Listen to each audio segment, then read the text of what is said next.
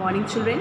Today I will continue the chapter 4, and today's topic is balanced forces. What the topic is? Balanced forces. Balanced, there are the two types of forces, which is balanced and unbalanced forces. There are the two main types of forces, that is balanced and unbalanced forces. The forces are two types. You will write, firstly children, you all write the notes all in your fair copy. ठीक है, सभी बच्चे अपनी copy में, fair copy में notes को note करें, मेरे साथ साथ नोट कीजिए। अपनी कॉपी निकाल लीजिए, हम आपको टाइम दे रहे हैं, और साथ में कॉपी पेन जो भी आपकी यूज़फुल चीज़ें हैं वो सब निकाल लीजिए और फेयर कॉपी इसमें लिखते जाइए, ताकि आपका टाइम वेस्ट ना हो। हम अपने वीडियो इस तरीके से बना रहे हैं ताकि आप लोग एक बार लिखते हैं, एक बार सुनते हैं तो बहुत टाइम वेस्ट होता है। उससे बेटर अब आप सुनते हुए लिखें, ठीक है, ताकि आप भी समझ सकेंगे कि क्या आप लिख रहे हैं, क्या आप सुन रहे हैं। समझ रही है बात मेरी? सब लोग निकाल लीजिए। Types of forces you will write. I think visualization is clear. Wait. Types of forces. There are the two types of forces. Forces are two types.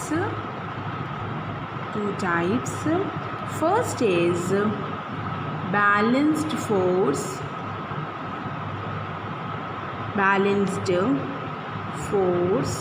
and the second one is unbalanced force. Is that clear? First is balanced force and the next one is unbalanced force.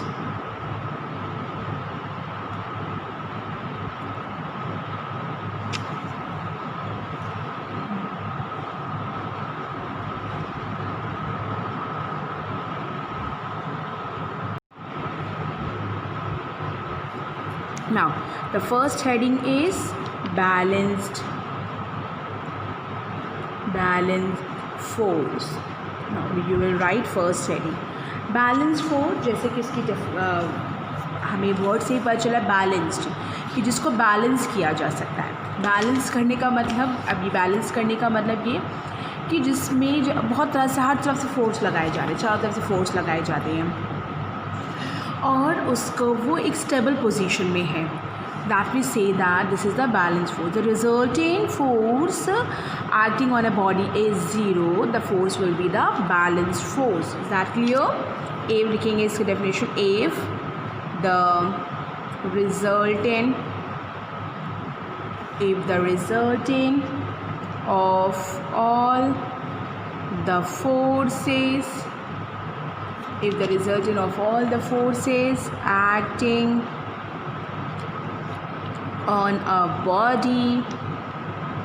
on a body is zero,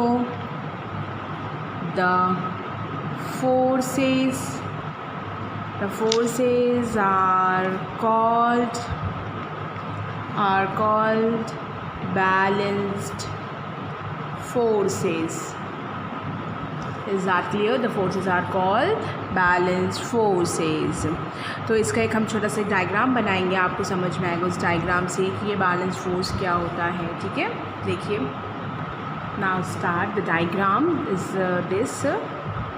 look children, आप pencil से भी बना सकते हैं, pen से भी बना सकते हैं, जो आपको कन्वीनियंट हो आप उससे बनाइए, कोई ऐसी बड़ी बात नहीं है, लेकिन डायग्राम ज़रूर बनाइए। Is that clear children?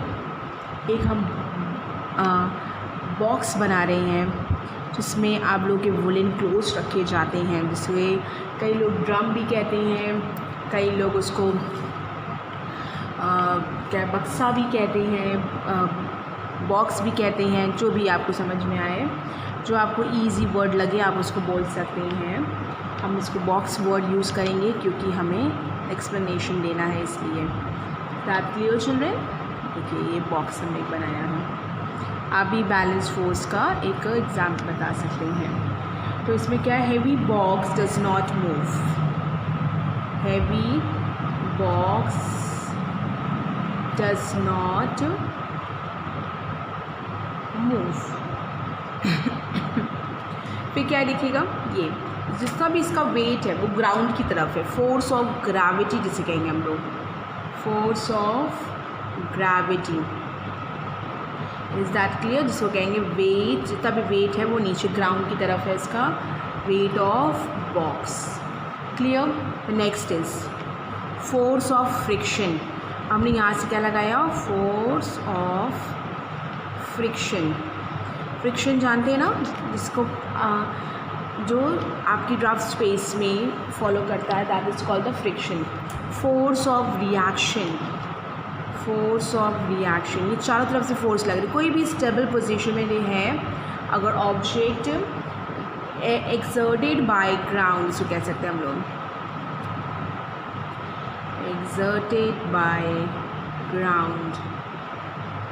ठीक है children, exerted by ground. And the next one is force of our push,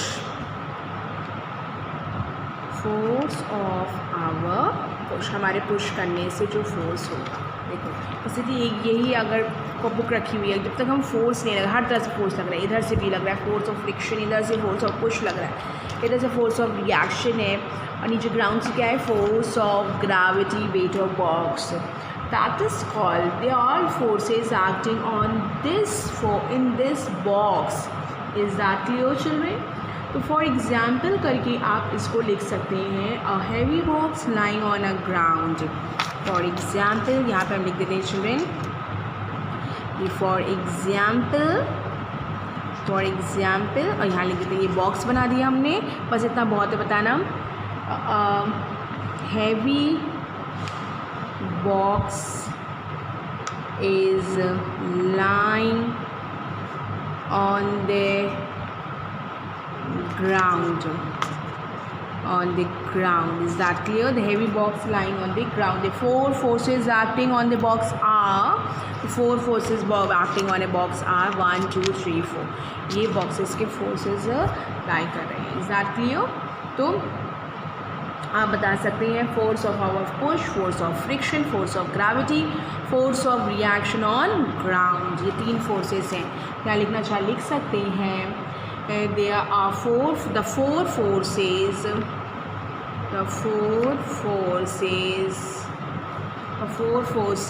acting on the box are, first is force of our push, हमारे जो पुश से हो रहा है, second is force of friction,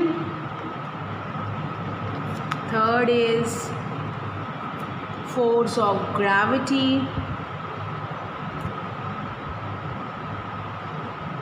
and the fourth is force of reaction। ठीक है, ये diagram बना के ये आपका जाके अब कंप्लीट हुआ है balance force. Is that clear children?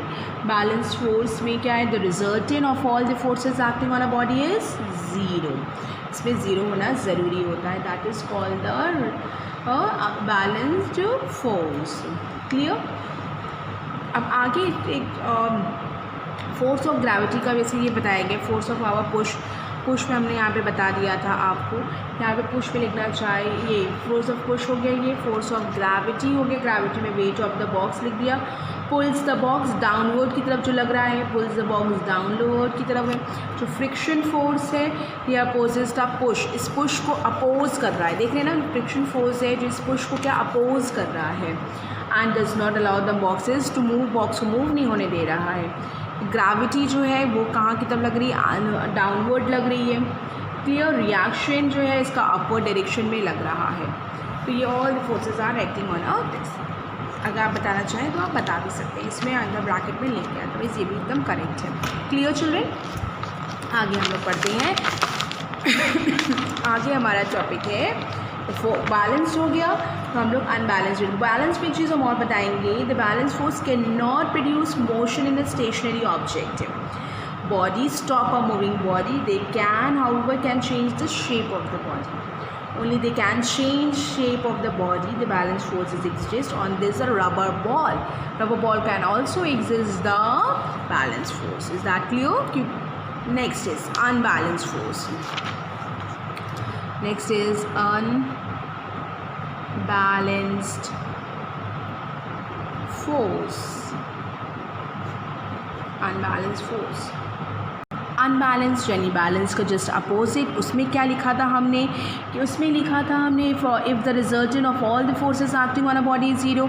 अब इसमें कहेंगे if the resultant of all the forces acting on a body is not zero. Please you will write if the students please write, don't look here and there. अगर हम लोग school में होते तो ऐसे ही बोलते ना, क्या कर रही हो तुम, नहीं लिख रही हो, क्यों नहीं लिख रही हो, कॉपी नहीं लाई हो। ओके कुछ बच्चे होंगे जो इसमें कॉपी में नहीं लिख रहे हैं, तो थोड़ी फीलिंग आनी चाहिए स्कूल वाली आप लोगों की, ठीक है। Of all the forces acting on a body is not zero. The forces, if that is not zero, the forces are called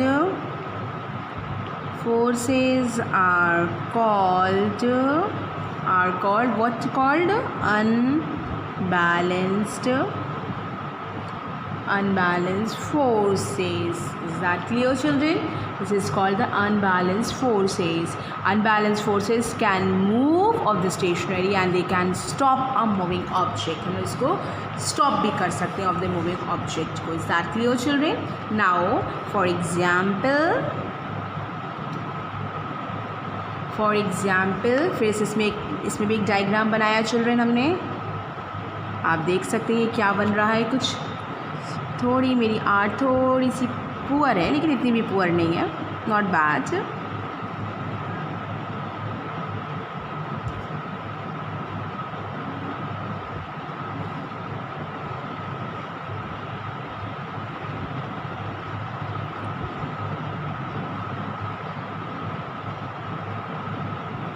ये दिस इज कॉल्ड, देख रहे हैं सब बच्चे डायग्राम हमारा।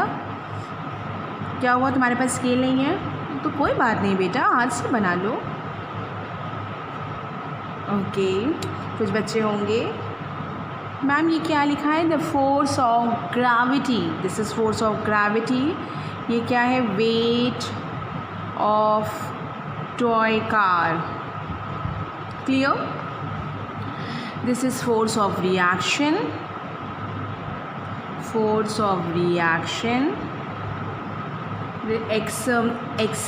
exerted by ground,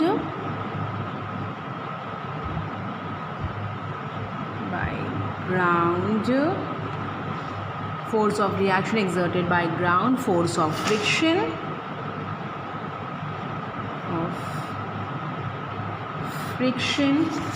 and force of our push। ये सब होने के बावजूद भी अगर ये मूवमेंट कर रही है, that means this is called the unbalanced force. Unbalanced force is a moving object, ये मूविंग ऑब्जेक्ट पे फॉलो करता है, जैसे मैंने कार मूविंग का बता दिया। इसका एग्जांपल लिख सकते हैं आप लोग, क्या लिखेंगे, आ कार, इसमें भी four forces are arises, four force लग रहे हैं।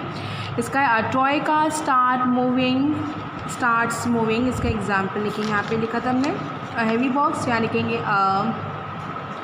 यहाँ पे लिखेंगे टॉय कार, सब लोग देख रहे हैं।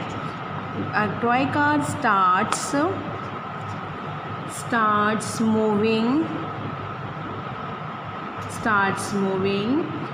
there are four forces are acting on a toy, the four forces are acting on the toy car. First is force of our push,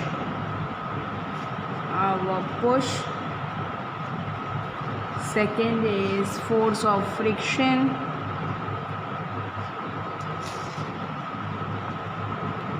Third is also limited force of gravity.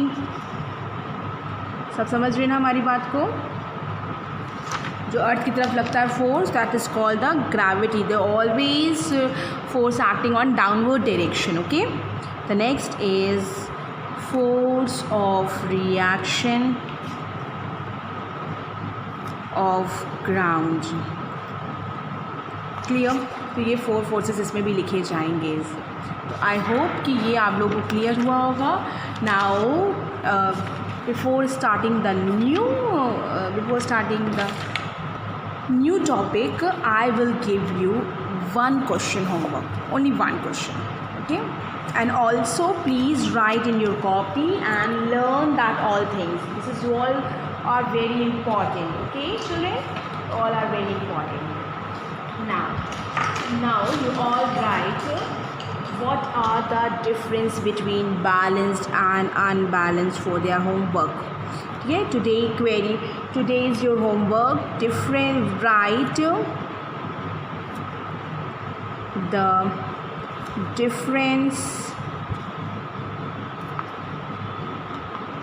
between, ये आपको खुद करना है. ठीक है, मैंने दोनों की डेफिनेशन एक्सप्लेन की, उनको देखते हुए अपने आप से कुछ समझ में आ रहा है तो आप करके हमको उसके जिससे हम पूछेंगे नेक्स्ट टाइम वो हमको बताएगा बैलेंस्ड एंड. और या तो हम भी अपने लिख होगेगा तो हम आप लोग को एक्सप्लेन भी करेंगे, लेकिन आपको हमने ऑलरेडी एक्सप्लेन कर दिया है. आपको एक बार और एक्सप्लेन करें, इसको आपको खुद ही लिखना है. जैसे लिखे, जो भी लिखे हम आप जिससे पूछेंगे वो बताएगा. फर्स्ट में आप इसका डेफिनेशन लिख देंगे कि जिसका रिजल्टेंट फोर्स 0 होता है बैलेंस का और अनबैलेंस का नॉन ज़ीरो होता है.